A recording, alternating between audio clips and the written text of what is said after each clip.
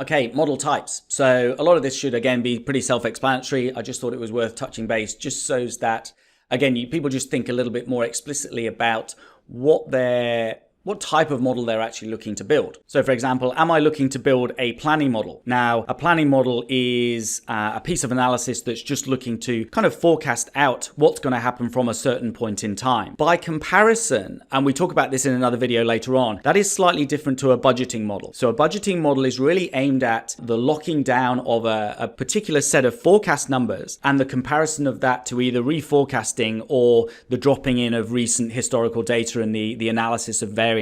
So again, if you're looking to put together, air quotes, a planning or a budget model, be very clear on whether you're looking to create a definitive forecast or whether what you're actually talking about is the locking of that forecast and the comparison of it to new forecasts or recent data. Now, away from the FP&A world, we start to get into the deals modeling space.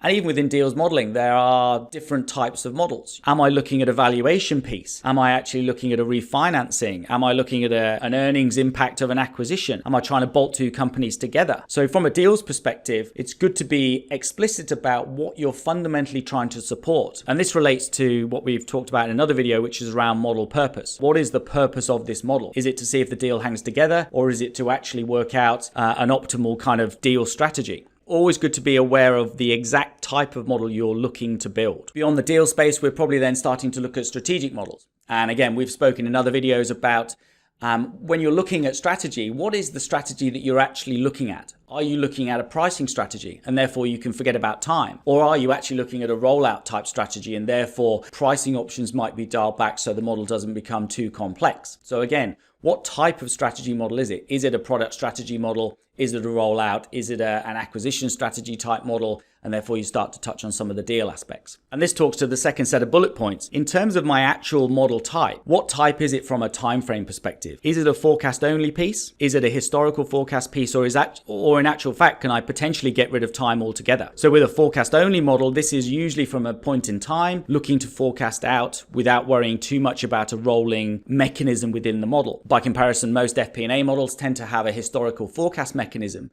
because every period, every month, every quarter, or whatever it is, I'm looking to actually roll forwards and drop in the latest historicals.